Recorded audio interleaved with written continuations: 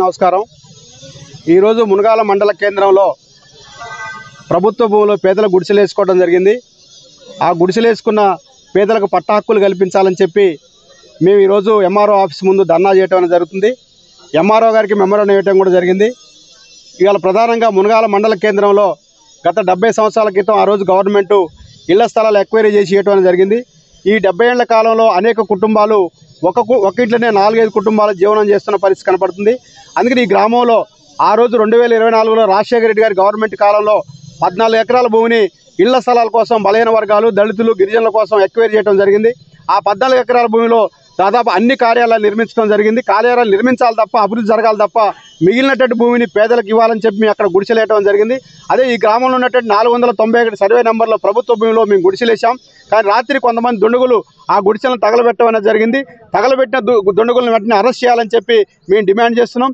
అంతేకాదు ప్రభుత్వానికి చిత్తశుద్ధి ఉంటే, ఈరోజు రెవెన్యూ అధికారులకు చిత్తశుద్ధి ఉంటే వెంటనే ఆ భూమిని స్వాధీనం చేసుకొని పేదలకు పట్టాలు ఇవ్వాలని చెప్పి ఈ సందర్భంగా డిమాండ్ చేస్తున్నాం। ఇలా చట్టం ఏం చెప్తున్నా, అసైన్మెంట్ చట్టం ఉంది।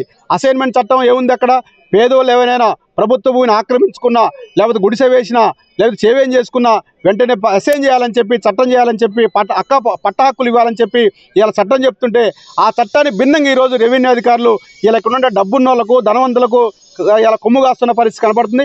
అందుకనే ఎంఆర్ఓ గారికి మేము విజ్ఞప్తి చేస్తున్నాం, జిల్లా కలెక్టర్ గారికి విజ్ఞప్తి చేస్తున్నాం।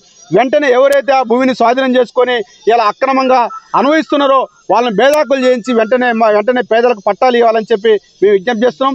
ఈరోజు గుడిసెలు వేసిన మా పోరాటం ఈరోజు ప్రారంభమవుతుంది।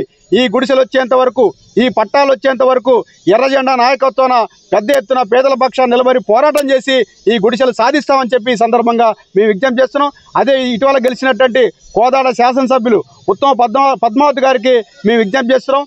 మేడం గారు మీరు వచ్చి వెంటనే పేదల పక్షాన భూములు మొత్తం కూడా పేదలకు పంచాలని చెప్పి మేము విజ్ఞప్తి చేస్తున్నాం। అక్కడ వేసుకున్నట్టు గుడిసె వాసులకు పట్టాలు ఇవ్వాలని చెప్పి, అదేవిధంగా ఇంద్రమ్మ గృహం నిర్మించాలని చెప్పి ఈ సందర్భంగా విజ్ఞప్తి చేస్తున్నాం। జిల్లా కలెక్టర్ గారు, ఆర్డీఓ గారు, ఎమ్మెల్యే గారు జోక్యం చేసుకొని పేదల పక్షాన్ని నిలబడాలని చెప్పి ఇలా ఎవరైతే రాబందులు ఉన్నారో మునగాల మండల కేంద్రంలో కొంతమంది రాబందులు ఆ భూములను అక్రమంగా ఆక్రమించుకొని అనుభవిస్తున్న పరిస్థితి కనబడుతుంది। వెంటనే వాళ్ళందరినీ కూడా బేదాకలు చేసి పేదలకు ఇవ్వాలని చెప్పి ఈ సందర్భంగా విజ్ఞప్తి చేస్తూ రాత్రిపూట ఎవరైతే గుడిసెలు తగలబెట్టారో వాళ్ళని వెంటనే అరెస్ట్ చేయాలని చెప్పి ఎస్ఐ గారికి కూడా ఈ సందర్భంగా విజ్ఞప్తి చేస్తూ ఈ గుడిసెలకు పట్టాలు వచ్చేంత వరకు మేము పెద్ద ఎత్తున పోరాటం చేస్తామని చెప్పి ఈ సందర్భంగా మీకు తెలియజేస్తున్నాం।